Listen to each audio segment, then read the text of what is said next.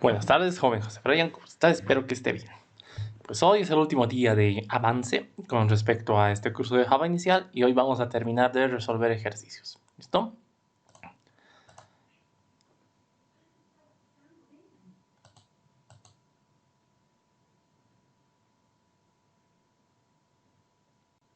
Ya, ¿se puede ver? Estoy compartiendo la pantalla. Sí, sí, todo claro. Ya, gracias. Entonces, vamos a continuar. Ejercicio número 6.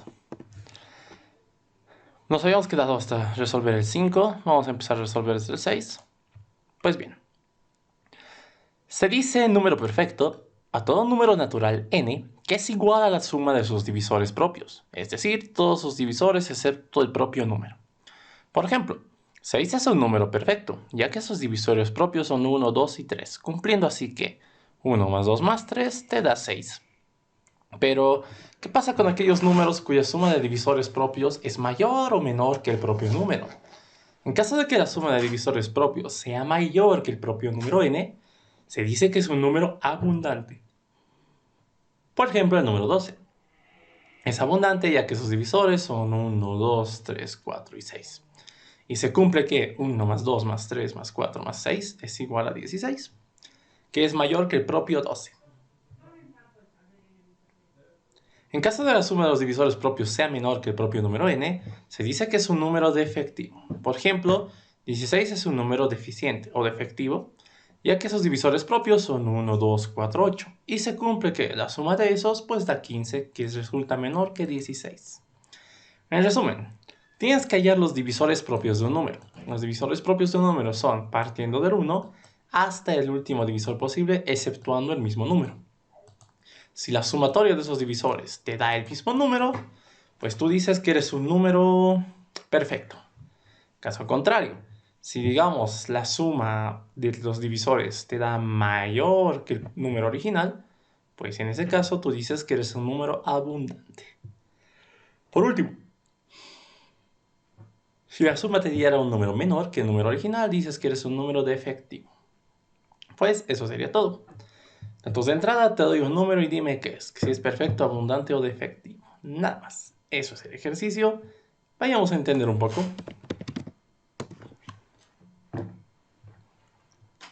Bien. Tenemos lo siguiente entonces. Vamos a tener un número cualquiera, digamos el 12. Bueno, empecemos con el número perfecto, ¿no? Te decía que tienes al 6. Pues no es cosa del otro mundo, ¿no? Habíamos dicho, para hallar los divisores de un número, ¿se acuerdan que teníamos? Teníamos candidatos. En este caso, partiendo del 1, vamos a tener candidatos. 2, 3, 4, 5. Y hemos dicho máximo hasta el mismo número. ¿No ve? Pero aquí ocurren cosas interesantes. Habíamos dicho, para un número solo basta con analizar una mitad, ya que la otra nunca le va a dividir hasta llegar al mismo número. En este caso, como los divisores propios van de la unidad hasta máximo la mitad, pues también nos deshacemos de él. Entonces nuestro rango de análisis se reduce aún más. Tenemos esto. ¿Listo? Entonces, en ese rango de análisis yo voy a ir viendo qué divisores, qué números, bueno, qué candidatos son realmente mis divisores. Y pues a medida que los encuentre, a diferencia del primo, no voy a depender de un true o de un false. En este caso, cada que encuentre un divisor, le voy a decir agregate a mi sumatoria. De tal manera que voy a ir guardando en mi sumatoria los divisores que yo vaya teniendo. Y después de hallar esta sumatoria, yo voy a decir, ok, la sumatoria ha resultado igual que este número, mayor o menor. Y en base a la respuesta, pues voy a armar justamente mi resultado. Nada más, se basa en la misma idea de la anterior de ir a buscar divisores. Eso no es cosa nueva, pero sí vamos a tener un nuevo enfoque, porque en este caso vamos a utilizar lo que vamos a denominar subfunciones. ¿Ya? Entonces, entendido eso, vamos a programar. Aquí estamos, teníamos esto. Ya, 1, 2, 3, ya. Tenemos el ejercicio 6. Ejercicio 6. Ya está. Pues bien, entramos. Como siempre, el código que se autogenera no me interesa, yo lo voy a borrar. Chau, chau, chau, se borra. Ya. ¿Qué tengo a continuación? Voy a tener lo siguiente. Voy a tener un método que es público. ¿Qué me tiene que devolver? Me devuelve un mensajito indicándome qué soy, si soy perfecto, deficiente o abundante. Entonces mi tipo de retorno va a ser una cadena que se va a llamar, mi método se va a llamar verificar. Listo. Como yo estoy verificando, entonces continúo. ¿Qué es lo que tengo que verificar? Verifico un número entero, un int num. Ya, eso es lo que voy a tener. Y pues aquí inicia la magia. Lo voy a agrandar un poco estito, creo que está muy pequeño. Ya. ¿Qué es lo que hago? Lo de siempre. Me he dedicado a mi respuesta, que por ahora es un string res, que en parte siendo nada. Aún no tengo respuesta. Prosigo. ¿Qué tengo después de esto? Tengo que ir a verificar o no verificar. Bueno, tengo que ir a hallar una suma, les dije, ¿no ve? Y esa suma se halla en base a los divisores. Entonces voy a tener una variable que se va a llamar suma. Esta suma por ahora parte en 0. Y para ir a ver qué divisores entran a mi suma, pues tengo que hacer un ciclo. Ir viendo todos mis candidatos y los que realmente sean mis divisores entran a la suma. Entonces yo tengo un ciclo for. ¿Por qué un ciclo for? Porque de cierta manera sé de dónde a dónde quiero ir. Yo había dicho, voy a tener mi int div, que es mi primer candidato, que parte en 1. Mientras el candidato sea menor o máximo igual a la mitad del número, pues el ciclo se va a seguir ejecutando. Recuerden que en un for es importante que la variable de control local sea parte de la condición. ¿Listo? Por último, el div se incrementa de 1 en 1. Eso sería todo. Ahora, ¿qué es lo que hago aquí adentro? Pues voy a verificar si es o no es mi divisor. ¿Cómo hemos hecho eso? Preguntábamos. Sí, sí, ¿qué cosa? Si el número módulo div te da como residuo 0, es decir, si al dividir num con este div te da como residuo 0, quiere decir que es uno de tus divisores. Por tanto, ahora lo voy a agregar a mi sumatorio. Voy a decir suma es igual a lo que ya haya en suma más este nuevo divisor. Listo, nada más. Eso sería todo. Terminando el ciclo, si se dan cuenta, suma va a estar guardando la sumatoria de tus divisores propios, partiendo en 1 hasta máximo la mitad. Listo, como yo ya he hecho eso, ahora procedo a preguntar. ¿Qué es lo que voy a decir? Tengo que ver si la suma es igual, mayor o menor que mi número. Entonces comienzo. Le digo, sí, sí, ¿qué cosa? Si la suma del número ha resultado igual al mismo número, ¿cuál va a ser la respuesta? En este caso yo digo que es un número perfecto. Es un número perfecto. Listo. Caso contrario, else. ¿Qué es lo que voy a decir? Si no son iguales, digo rayos, entonces ¿será menor o será mayor? Entonces digo, caso contrario, sí, sí, ¿qué cosa? Si la suma resulta mayor que el mismo número, pues la respuesta ¿cuál sería? Que es un número abundante. Es un número abundante. Listo. Y si me dijera no otra vez, pues si no es igual y no es mayor, pues debería ser menor. Entonces en este caso le digo que la respuesta es un número defectivo. Listo. Nada más. Eso sería todo. Pase lo que pase, terminando el ejercicio, retorno mi respuesta. Ya sí. Veamos qué es lo que ha ocurrido. Vamos a crear. Ha compilado, todo normal, sí. Estamos creando un objeto. A este objeto le decimos que invoque un método. El método verificar. Démosle, por ejemplo, el 6. Es un número perfecto, en efecto. Bien. Démosle otro número. Por ejemplo, a ver, ¿qué cosas había aquí? 36 y 97. A ver, vamos a darle 36. Es abundante, está bien. Y 97, que debería ser defectivo. Y en efecto, es defectivo. Listo. Pues acabamos de resolver este otro ejercicio. Si se dan cuenta, de la misma manera, no había mayor complicación en eso de aplicar los ciclos. Tan solamente teníamos que ubicarnos bien qué es lo que queríamos hacer, en qué contexto estoy aplicando mi ciclo. En este caso es para hallar mis divisores, ¿no? Si hallaba un divisor, lo agregaba a mi suma, nada más. Y aquí ya es donde armaba una respuesta. Listo, eso sería todo.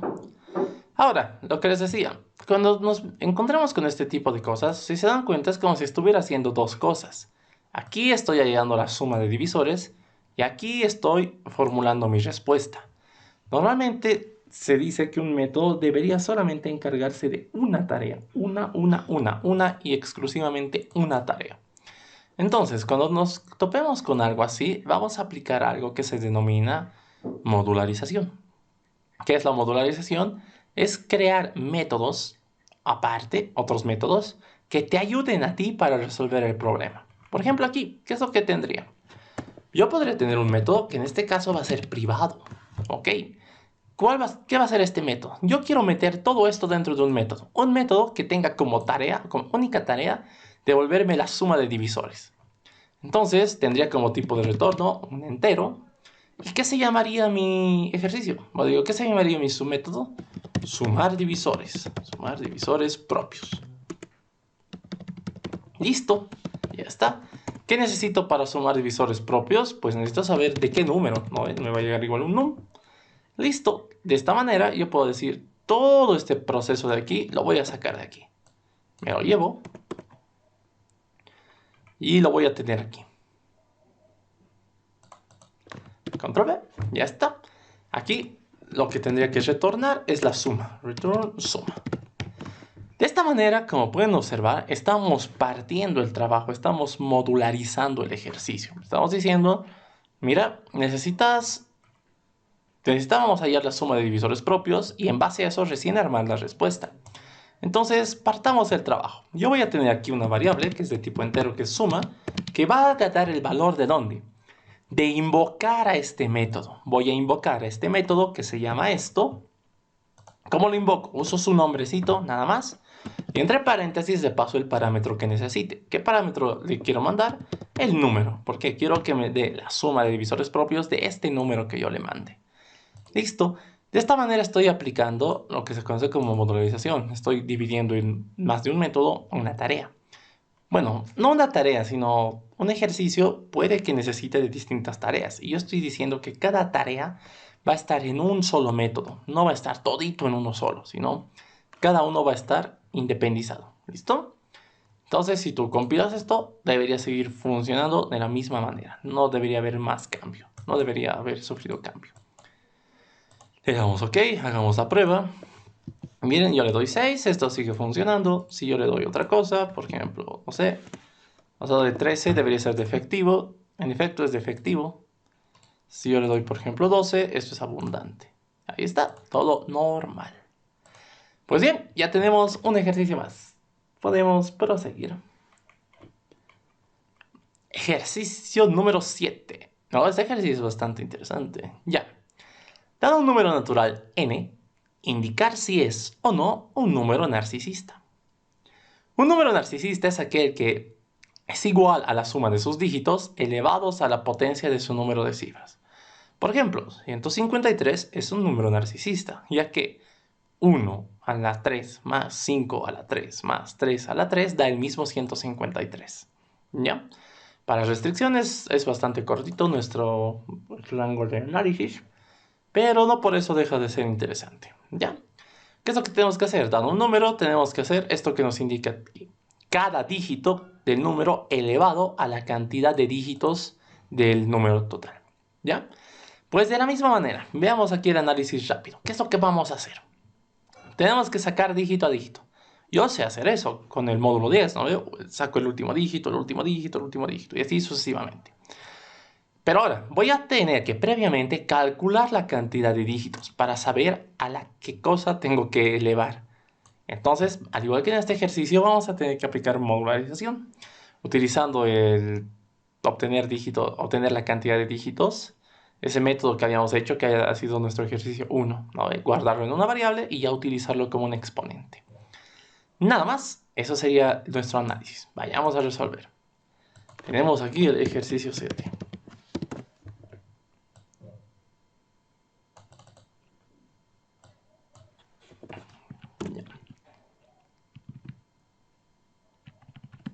Ahora sí, como siempre, vamos a tener un método que es público. ¿Qué me devuelve? Me devuelve un resultado, nos va a ser de tipo entero. Y se va a llamar verificar número. Y bueno, verificar número. Yo no con verificar basta. ¿Qué es lo que verifico? Pues verifico un número. Me llega por parámetro un número. Listo. Ahora, ¿qué es lo que tengo a continuación? voy a ver aquí, bueno, nuestro procedimiento. Te voy a tener mi respuesta, un int res, que por ahora no sé qué es, parte en 0. ¿Listo? Ahora, ¿qué es lo que voy a necesitar? Les dije, voy a necesitar un exponente para saber a la qué cosa voy a elevar mis números. ¿De dónde sale este exponente? ¿Cómo calculo este exponente? De contar dígitos. ¿De qué número? De este número. Voy a contar los dígitos de num. Listo. Ahora aquí ustedes me dirán, pero este método no existe. Bueno, es cierto, no existe. Vayamos a crearlo. Es más, ni siquiera deberíamos crearlo, porque era el ejercicio número 1. Podríamos rescatarlo directamente. Miren, aquí está. Teníamos un método que nos ayudaba a contar dígitos. Vamos a hacer un copy-paste, pero lo vamos a arreglar un poquito. Se va a llamar contar dígitos, ya no cantidad de dígitos. Se llama contar dígitos. ¿Listo? En vez de devolverme una cadena, me devuelve un número entero. Y decíamos, ¿no? Hasta aquí. Esto del for solamente era un ejemplo para ver su equivalencia en otro ciclo. Y ya está. Y en vez de devolver todo esto, directamente retorno la respuesta. ¿Listo? Ya está. Ahora sí. Me está dando error, me dice, ya. Está, ¿por qué no completar esto? Ya. Entonces, de esta manera, si se dan cuenta, nuevamente estoy aplicando modularización. Necesito encontrar la cantidad de dígitos del número, ya que eso me sirve como exponente. Pero ese proceso no lo voy a hacer aquí adentro, dentro del método verificar. Directamente yo voy a invocar a un método que ya existe y dicho método está aquí, creado aparte. Como solo yo lo utilizo, esto deja de ser public, debería ser privado. ¿Listo? Nada más. Ya está. Ahora continuemos con el análisis. Miren, yo ya tengo el exponente, entonces hacer lo siguiente no va a ser muy difícil. Tengo que ir sacándole dígito a dígito e irlo elevando a dicho exponente, ¿no ve? Y eso ir guardándolo en mi respuesta. ¿Cómo voy a hacer eso? Voy a usar ciclo while o ciclo for. En este caso va a ser un ciclo while. ¿Por qué va a ser un ciclo while? Porque como tengo que sacar todos los dígitos, o sea, dígito por dígito, no sé cuándo voy a terminar. Yo solo sé la condición. Mientras el número sea distinto de 0, aún hay dígitos que evaluar. Entonces yo voy a decir, mientras, ¿qué cosa? Mientras el número sea mayor que 0, pues yo continúo con el proceso. ¿Qué va a ser el proceso? Tengo que rescatar el dígito y elevarlo. Vamos a tener, por ejemplo, aquí una variable de tipo entero que se va a llamar dato actual. Dato actual. ¿El dato actual de dónde sale? Pues sale de rescatar el último dígito, ¿ya? Es más, hagámoslo más escalonado. Rescatemos el dígito. ¿El dígito de dónde sale? Del número módulo 10. Listo, con esto obtengo mi último dígito. Ahora, dicho dígito tengo que elevarlo al cubo. O bueno, tengo que elevarlo a un exponente y luego de hacer eso lo agrego a mi suma. ¿Puedo hacerlo directamente? Sí, podrías hacerlo directamente. También podrías hacerlo de manera escalonada. Ver, ¿cómo sería directo? Tú dirías, mi respuesta va a ser igual a ¿qué? A lo que ya haya calculado en mi respuesta más este nuevo dato. ¿De dónde sale este nuevo dato? Tengo que elevar un número a una potencia. Para hacer más fácil el trabajo, vamos a conocer una clase que es una clase bastante útil, que es la clase math. Esta clase es una clase que ya te lo probé Java, por si acaso, que es una clase estática que tiene varios métodos con carácter matemático. Tiene muchísimas utilidades para sacar raíces cuadradas, exponer, sacar números mayores, menores, todo, logaritmos, todo tipo de cosas. Pero en este caso nos interesa un método que es el método POW, punto POW. ¿Por qué? Este método a mí lo que me permite es elevar una base a un exponente directamente y eso me lo va a entregar como resultado. ¿Cómo voy a hacer esto? Yo le doy la base. ¿Cuál va a ser la base de mi número? Pues el dígito. ¿Listo? ¿A qué exponente quiero elevar el dígito? Al exponente exp. Ya está. Entonces yo ya he hecho mi operación matemática. Le estoy diciendo a la respuesta quiero que se actualice sobre sí misma, sumándole ¿qué más? El dígito elevado al exponente. Entonces, de esta manera, cada vez que vaya inspeccionando un nuevo dígito, lo elevo al exponente indicado y de esa manera se va a ir actualizando mi respuesta. ¿Listo? Eso sería todo. Ahora continuemos. Aquí me está marcando un error. Este método math.pow lo que te devuelve es un tipo de dato numérico, pero de tipo double. Pero yo quiero un entero. Para esto vamos a aprender otra cosa que se llama casting. Si entre paréntesis yo antecedo un tipo de dato, miren, ¿qué es lo que ha ocurrido? Me ha dejado de marcar error, ¿pero por qué?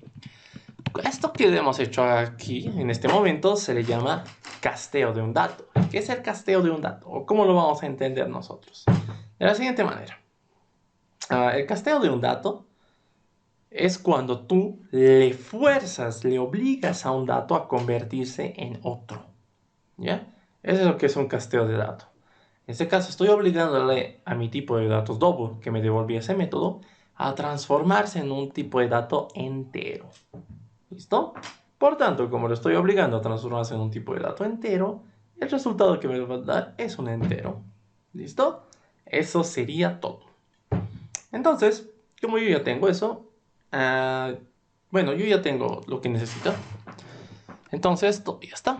Lo último que me faltaría es actualizar el num, porque cada vez que lo utilice le tengo que hacer perder un dígito, ya que lo he utilizado y de esa manera va a tender a 0. En algún momento debería llegar a 0. Entonces voy a decir, número actualizate, vas a ser igual a lo que ya eras, pero dividido entre 10. Ya está, nada más. De esta manera le hago perder un dígito, ¿no ve? Eso sería todo. Pase lo que pase, terminado todo este proceso, yo voy a retornar, ¿qué cosa? La respuesta, porque ahí está mi sumatoria. La clase ha compilado, no hay errores de sintaxis. Veamos si esto funciona. Tengo mi ejercicio 7, me creo un ejercicio 7, le doy OK, clic derecho, numerito. Por ejemplo, hagamos la pregunta por aquí. 407 debería ser narcisista. Ya, aquí, previo. Aquí yo me estoy adelantando. Después de hacer esto, después de hacer la suma, ¿qué es lo que debería pasar? Tengo que preguntar qué ha ocurrido con la suma. Si la suma es igual a mi número, pues digo que es narcisista. Caso contrario, le digo que no es. No es nada más. ¿Es o no es? No hay más. ¿Es normal o narcisista? Entonces me ha faltado aquí un pequeño control. Terminado el ciclo, yo digo, sí, ¿qué cosa? Sí, la suma, que en este caso se llama res, mejor llamémosle suma. Vamos a tener aquí la suma. Es más, esto no es un tipo de dato entero, esto debería ser un tipo de dato string porque me devuelve un mensajito. ¿No ve? Entonces, la respuesta va a ser de tipo string, que por ahora no sé qué es. Listo. Ahora sí, le decía. Sí, ¿qué cosa? Si la suma, aquí igual hay que cambiar, esto ya no es res, esto es suma. Suma, ahora sí. Les decía, si la suma fuera igual a qué? Al número original, ¿cuál va a ser mi respuesta? Pues mi respuesta va a ser que es un número narcisista. Es narcisista. Narcisista. Lo escribe así. Narcisista, sí está bien. Listo, nada más. Caso contrario, si no lo fuera, pues mi respuesta, ¿qué sería? Mi respuesta sería, es normal. Ya está. Y ahora, ¿qué hemos aprendido? Cuando tenemos un if-else bastante simple, lo podemos simplificar. ¿De qué manera? Yo digo, el valor de res depende de una pregunta. ¿De cuál pregunta? De esta pregunta de aquí. ¿Ok? Si la pregunta es verdadera, pues ¿cuál va a ser mi respuesta? Mi respuesta es narcisista. Narcisista. Caso contrario, que son los dos puntitos, es normal. Es normal. Listo, nada más. Ahí quedaría. De esta manera yo simplifico un if-else. ¿No? Un if-else que solamente sea para asignación de valor, por si acaso. Una bastante simple. Sí puedes otras más complejas, pero tienes que verlo un poco más de detalles. ¿Ya? Por ahora solo estamos usando para eso. Ya está. La clase ha compilado, no hay errores de sintaxis. Ahora sí, ya está completo mi ejercicio, podemos hacer la prueba. Clic derecho, nos creamos un objeto, clic derecho, vamos a verificar el número. ¿Qué número le vamos a dar? Cualquiera, 153 creo que era narcisista. Aquí dice es normal, a ver, no me acuerdo si era 153. Sí, era 153. En este caso te dice que 153 debería ser narcisista. Pero en este caso me está diciendo que es normal. ¿Por qué? Vamos a ver. Yo había dicho, si la suma fuera igual al número original. Ya, aquí está ocurriendo lo siguiente. Ven que aquí estamos utilizando al número. Es decir, que al número lo estamos como que descuartizando. Le estamos sacando pedacito a pedacito sus códigos. y en algún momento el número termina siendo 0. Por tanto, tendría que guardarme una copia, porque como estoy utilizando el número después, pues estoy alterando su valor. Voy a tener aquí un valor, una variable copia que es igual al número original. Listo. Ahora sí. Entonces, la pregunta debería estar en base a copia, ya no en base a num, porque num termina siendo 0. Copia. Ahora sí. Si la suma es igual al número copia, que era el número original, pues es narcisista. Caso contrario, es normal. Ahora sí, ya está. Siempre tengan cuidado en eso. Cuando utilicen una variable, recuerden o vean si es que están alterando su valor, porque en este caso, ya que la pregunta dependía del valor original del número, pues no, ese valor original ya no lo tenía, porque de tanto trabajarlo ha tendido y se ha transformado en 0, ¿no ven? Ya está. Entonces, ahora si llegamos a prueba, nos creamos un objeto, le damos clic derecho, lo verificamos y le damos 153. Ahora sí, es narcisista. A ver, démosle otro número, que es normal. 241, por ejemplo. 241. Es normal. ¿No ve? Ahí demos el otro, el 407. Debería igual funcionar. En efecto, es narcisista. Listo, funciona, funciona. Tenemos un nuevo ejercicio. De este ejercicio, las cosas interesantes a tomar en cuenta y a rescatar. Pues uno, otra vez hemos aplicado esto de los submétodos. En este caso hemos modularizado el método contar dígitos para obtener un valor. Por otra parte, hemos conocido esta clase mat. La clase mat tiene distintos métodos que te ayudan a ti a hacer operaciones matemáticas. En este caso habíamos visto el mat.pow. ¿Qué es lo que hace este método pow? Recibe dos parámetros. Recibe uno que es la base y otro que es el exponente. Y te devuelve el resultado, este número elevado a este exponente. Listo, nada más. Eso es lo único que hacemos. Por otra parte, hemos aprendido lo del casteo de datos, el casteo de tipos. Tú puedes obligar a un tipo de dato a transformarse en otro, antecediendo el tipo de dato que quieras. Pero aquí tiene una pequeña regla que me ha faltado decirles, que es que tienes que respetar su naturaleza. Es decir, este cambio yo lo he podido hacer porque sé que estaba hablando de números, ¿no ve? Por tanto, un número puede transformarse en otro tipo de número, sí. De esa manera, lo único que estoy haciendo es que pierda su parte decimal. Sin embargo, la parte numérica, la parte normal, se está manteniendo. Es lo que a mí me interesa, ¿no? Los decimales no me interesaban. Entonces no había mucho lío. ¿Listo? Eso sería. ¿A qué me refiero con esto? Que no puedes transformar el tipo de dato que quieras a cualquiera, digamos.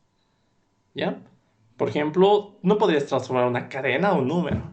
Así mediante casting. Te va a reñir, te va a decir, no, eso es ilegal, lo siento. Lo mismo con otros tipos de datos, ¿no? Un booleano no puedes transformarlo a carácter y ese tipo de cosas. ¿Listo? Siempre por eso tengan mucho, mucho cuidado. Y ya está. No hay mucho más. Continuemos con la resolución de nuestros ejercicios. Vamos al ejercicio número 8. Bueno, en este caso se salta al 9. No sé por qué. Pero ya, ni modo. Creo que es 8, pero mira, hay dos 9. Es el 8, aunque aquí diga 9. Vamos a volverlo 8. Uy, no, ¿qué es eso? Vamos a transformarlo en un 8.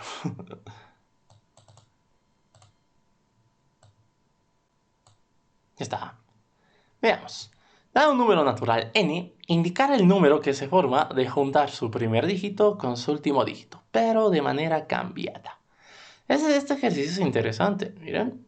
Porque te dicen, quiero el último dígito. Ya. Este último dígito, si se dan cuenta, va a pasar a ser el nuevo primer dígito. Y el primer dígito pasa a ser el nuevo último dígito. ¿Lo ven? Aquí está. Este 7 ha pasado a estar aquí y este 4 aquí. Aquí, por ejemplo, mi último dígito, ¿cuál era? 5. Y se ha venido al frente. Y el primer dígito era 2 y se ha venido al último. De este ejercicio, ¿cuál es el reto? El reto es esto. ¿Cómo obtienes el primer dígito? Nosotros sabemos obtener el último, pero ¿cómo obtengo el primero? Pues se basa en una idea bastante bonita. ¿Recuerdan que para contar dígitos, por ejemplo, decía mientras el número sea mayor que 0? Yo decía mientras que el número sea mayor que 0, aún tiene dígitos, ¿no ve? Pero en este caso, imagínense que yo tengo este número. ¿Cómo obtendría el primer dígito? Pues yo tendría que hacerle perder este dígito y este dígito. Después de eso lo dejo tranquilo. ¿Por qué? Porque ahora solamente tengo un número, un dígito, y ya no tendría que hacer nada. Lo mismo con cualquier otro. Imagínense 7548. Yo diría, este número tengo que hacerle perder dígitos. ¿Cuál es? Este. Aún es un número de 3. Este. Aún es un número de 2. Este. Ahora sí, es un número de un dígito. Lo dejo en paz. Pero ahora, ¿cómo voy a saber cuando un número tenga un solo dígito? Pues eso se va a basar en una pregunta bastante matemática. ¿Cuál? Mi condición va a ser la siguiente. Mientras el número sea mayor que 10. Si el número es mayor que 10, quiere decir que tiene más de un dígito, por tanto tengo que hacerle perder uno. ¿A qué me refiero con esto? Cualquier número que esté entre 0 y 9, pues solamente tiene un dígito, ¿no ve? Entonces, con esta condición, pues imagínense que en algún momento mi número llega a ser 4. ¿4 es mayor que 10? No. Entonces el ciclo se rompe. O con cualquier otro dígito que solamente tenga uno, es decir, del 0 al 9, con cualquier número que tenga un solo dígito, el ciclo se rompería. Pero mientras el número sea mayor que 10, significa que tengo que irle quitando dígitos. Entonces voy a hacer eso. Nada más. Eso sería todo el análisis. Vayamos a programar. Vamos a tener nuestro ejercicio 8. Pues bien, aquí está. Vamos a tener nuestro ejercicio número 8. Lo vamos a borrar, lo vamos a borrar. Ya está. Como siempre, el código que se autogenera no me interesa. Empiezo. ¿Qué es lo que voy a hacer? Como siempre, tengo un método que es público, me devuelve un tipo de dato entero, tengo que hacer una cosilla matemática y se va a llamar, no sé, generar número. Generar num. Listo. ¿Qué necesito por parámetro? Necesito un número en cuestión. Necesito un int num. Listo. Ahora, ¿qué es lo que voy a hacer? Necesito la respuesta. Por ahora no sé qué es, lo puedo dejar declarado. Normalmente lo inicializábamos en 0. También sirve, cualquiera, ¿ya? Normalmente, pero esto se hace cuando usas tu variable como un acumulador. Porque como tienes que ir sumando o ir agregándole cosas, tienes que partir con un valor inicial. Usualmente suele ser 0 o 1, ¿ya? Así que ahí tengan un poco de cuidado. Por otra parte, tampoco se preocupen demasiado porque también lo podrías dejar simplemente declarado, ¿no? Y si lo dejas así, pues no pasa nada. Tú continúas haciendo, ¿no? Lo que tienes que hacer. Pues bien, en este caso, ¿qué es lo que tengo que hacer? Tengo lo siguiente. Necesito mi último dígito. Voy a tener una variable local que se va a llamar lastDig, que es el último dígito. El último dígito, ¿de dónde sale? Del número módulo 10.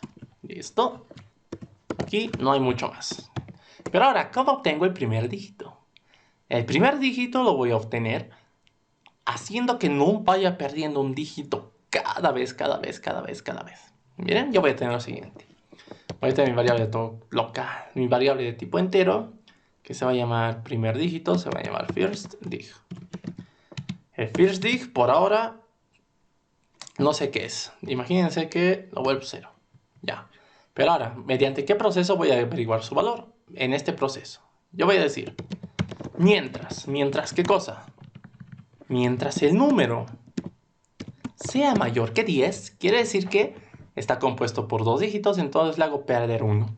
¿Cómo le hago perder 1? Le digo, num vas a ser igual a num dividido entre 10.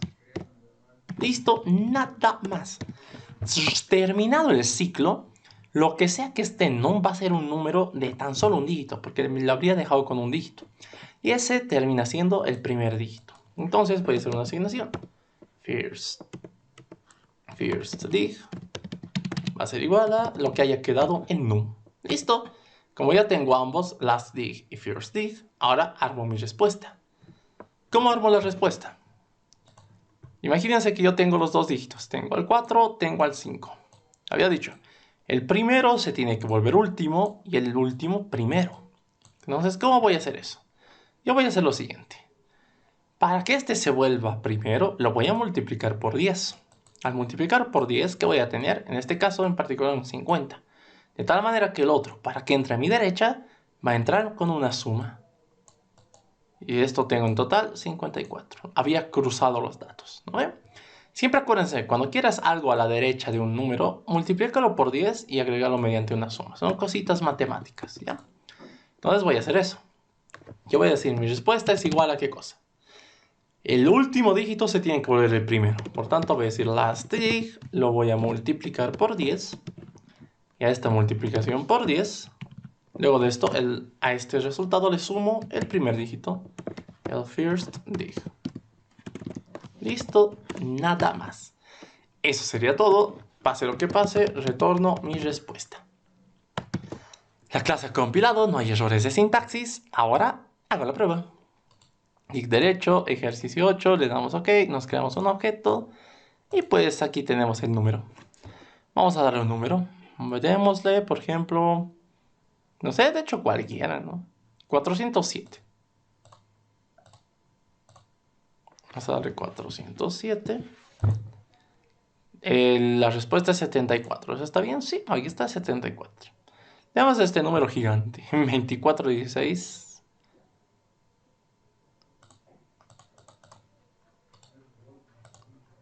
2416. ¿Qué cosa? 2416, 235. 235. Le damos OK. La respuesta es 52. ¿Está bien? Sí, en efecto, esa es. Hay un caso especial, ¿no? Mire, cuando tiene 0 como último dígito, 0 a la izquierda no tiene valor. Veamos. 1370 te debería dar 1. 1370 te debería dar 1. Ahí está, funciona. Pues bien, tenemos un nuevo ejercicio. En este caso, el desafío era saber cómo obtengo el primer dígito. Entonces, basándome en esa idea de quitar dígitos, en vez de que sea mayor que 0, que sea mayor que 10. ¿Por qué? Si la condición es esta, mientras el número es mayor que 10, pues el momento en el que se vuelve un número menor que 10, sé que es de ley un número con un solo dígito. Listo, nada más. Eso sería todo. Continuemos, hay tiempo, hay tiempo. Ejercicio número 9. Dado un número natural n en notación decimal, base 10, se te pide transformarlo a un número en notación binaria, base 2. ¿Qué es lo que tenemos que hacer aquí? Pues transformar un número a binario. Eso es lo único que tenemos que hacer. ¿Qué es un número binario? Por si es algo nuevo para ustedes, pues es otro tipo de notación. Normalmente los números que nosotros manejamos están en base 10, por eso se les llama números decimales, ¿ya? Pero en este caso se nos está pidiendo transformar un número decimal a binario. Entonces tenemos que hacer eso, ¿no? Esa es nuestra pequeña tarea de ahora. ¿Y de qué manera lo hago? Pues como pueden ver en el ejemplo, tenemos lo siguiente. Tenemos un número decimal. Dicho número decimal, o en notación base 10, si es que quieren verlo así, tenemos que irlo dividiendo entre 2 hasta que se vuelva 0. ¿Por qué? Lo que nos va a interesar de esas divisiones entre 2 son los residuos. Cada residuo, ya sea 0 o 1, va a ser un nuevo dígito de mi número binario. ¿Pero de qué manera? El número binario se arma de atrás hacia adelante. ¿A qué me refiero? Por ejemplo, si yo saco este 1, miren, este 1 es este que está aquí. Este 0 es este de aquí, este 1 es el de aquí adelante, y este 1 es el primer 1. ¿No ve? Entonces, a eso me refiero con que se arma de atrás hacia adelante. Eso puede complicar un poco mi tarea. ¿Por qué? Porque yo lo saco en orden, miren. Lo primero que yo voy a sacar, si digamos lo divido entre 10 y me quedo con su módulo, es este 1 de aquí. Pero sé que este 1 es este de aquí, es el que tiene que estar al final. No es el primerito. Entonces, yo voy a tener esto. Tengo mi residuo. Genial. Luego del residuo voy a tener este 0. ¿Cómo lo pongo a mi izquierda? Técnicamente pierde valor, pero tampoco, no es que por perder valor lo tengo que olvidar, no. El nuevo dígito tendría que multiplicarse por 10. 0 por 10 te va a dar 0. Y luego recién le sumas lo que ya haya en tu respuesta. 0 más 1 es 1. Entonces tendrías 1 nomás. Para tu siguiente residuo, tienes este 1, que es este de aquí. Pero ahora este, ¿por cuánto lo tendrías que multiplicar? Si te das cuenta, este lo tienes que multiplicar por 100. ¿Por qué? Porque quieres hacer que haya 2 dígitos a su derecha. Tú tienes que entrar aquí. Los otros 2 dígitos de la derecha son los que ya has calculado previamente. Entonces, multiplicas el dígito por 100, 1 por 100 te da 100, y a eso le sumas lo que ya haya en tu respuesta. ¿Qué había en tu respuesta? 1. Tu resultado va a ser 101. Y haces lo mismo con esto. este nuevo 1, pero ahora ya no se multiplica por 100. Para entrar hasta allá adelante, tendría que multiplicarse por 1000. Es más, ese 0, ¿se acuerdan? Se ha multiplicado por 10. Entonces, ¿qué es lo que estoy observando aquí? Que cada vez que vaya a obtener un nuevo residuo, necesito una variable auxiliar, que es mi multiplicador, que vaya incrementándose cada vez un 0 a la derecha. Es decir, cada vez se vaya multiplicado por 10, por 10, por 10, por 10, por 10. ¿Listo? Entonces, esa va a ser mi idea, para ir agregando, y cada residuo se multiplica con eso y se agrega a lo que ya había en la respuesta. Nada más. Entendido esa pequeña idea, vamos a programar. Este es el ejercicio 9. Ejercicio 9. Muy perdón. Ya está. Entonces tenemos el ejercicio 9. Vamos a borrar esto, no me interesa. Nos creamos el método. Vamos a tener un método que es público, que me devuelve un tipo de dato entero y se va a llamar... ¿Qué cosa? Transformar. Transformar. ¿Listo? ¿Qué cosa transformo? Transformo un número, un int número. Listo. ¿Qué había dicho? Voy a tener mi respuesta, mi int3, que por ahora no sé qué es. Ya. Por otra parte, necesito un multiplicador. Necesito un int mult que parte en 1. ¿Por qué parte en 1? Porque la siguiente vez tiene que pasar a ser 10, la siguiente vez tiene que pasar a ser 100, la siguiente vez a 1000. Entonces, partiendo en 1, tiene sentido que cada vez va a ser por 10, por 10, por 10, por 10. Si esto fuera 0, acuérdense, toda multiplicación por 0 te da 0, y esto no va a funcionar. Visto de otra manera, es como si estuvieras diciendo 10 elevado a la 0, 10 elevado a la 1, 10 elevado a la 2, 10 elevado a la 3, y así sucesivamente. ¿Ya? Es por eso que tu multiplicador parte en 1. ¿Algo más? Creo que nada más. Entonces, inicia la magia. ¿Qué es lo que voy a hacer? Mientras, ¿qué cosa? Mientras el número sea mayor que 0, me sirve. ¿Qué es lo que hago? Rescato el residuo. Voy a tener un int, que es mi residuo. Residuo. ¿Que sale de dónde? Del número módulo 2. Ojo, ¿no? ¿Por qué módulo 2? Hagamos este ejemplo que tengo que ir dividiéndolo entre 2 y me quedo con los residuos. Ok. Entonces, de número módulo 2. ¿Listo? Ahora, este residuo tiene que ser parte de mi respuesta. ¿Cómo lo agrego a mi respuesta? Ya había dicho, mi res va a ser igual a ¿qué cosa? A multiplicar este residuo actual, residuo, por ¿cuánto? Por el valor del multiplicador. ¿Listo? Después de hacer esto, le digo, súmate con lo que ya haya en la respuesta. Listo, nada más. ¿Qué hago? Cada nuevo residuo que yo halle lo multiplico por el multiplicador para que genere ceros a la derecha y lo que ya haya calculado en mi respuesta pues va a ingresar ahí, ¿no? Mediante una suma. Nada más, eso es todo. Ahora, actualizaciones. Como acabas de usar a mult, mult se tiene que actualizar para la siguiente vez tener un 0 más. Mult va a ser igual a lo que ya sea mult por 10. Estás agregando un 0 más. Por 10. ¿Listo? Siguiente. ¿Qué es lo que tenemos? Mi número se tiene que actualizar. Como ya he utilizado, ahora quiero que se transforme. ¿De qué manera se actualiza? Aquí, por ejemplo, ya no es dividiéndolo entre 10. Ahora es dividiéndolo entre 2. Cada vez se divide entre 2, entre 2, entre 2. Entonces yo digo, mi número, ¿dónde estás? Mi número va a ser igual a lo que ya era el número, pero dividido entre 2. Nada más. Eso sería todo. Terminando el ciclo, tengo mi respuesta en mi variable res, o ahí debería estar. Entonces yo voy a decir return res. Listo, nada más. La clase ha compilado, no hay errores de sintaxis. Veamos si esto funciona. Tenemos aquí el ejercicio 9. Uy, perdón. Clic derecho, ejercicio. Ok. Demos de un número. Por ejemplo, demos del 13. Aquí está. El 13 en binario es esto, es 1101. Vamos a darle 13. Y en efecto es 1101. Está funcionando. Veamos con otro ejemplo. Por ejemplo, el 76. Miren, debería darnos todo esto. Le voy a dar clic derecho. No, aquí está, ¿no? Clic derecho, ¿qué cosa era? 76, ¿no? Le damos OK. Y voilà, miren lo que tenemos. 100, 1100. ¿Eso está bien? Sí, 100, 1100. 15 debería ser 4 unos. 43 debería ser 10, 10, 11. A ver, veamos esto. 43.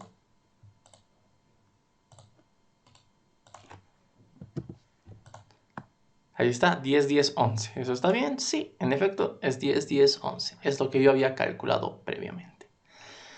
Listo, con esto habríamos resuelto más de la mitad de los ejercicios. Los otros que aún quedan van a ser para ustedes, prepárense.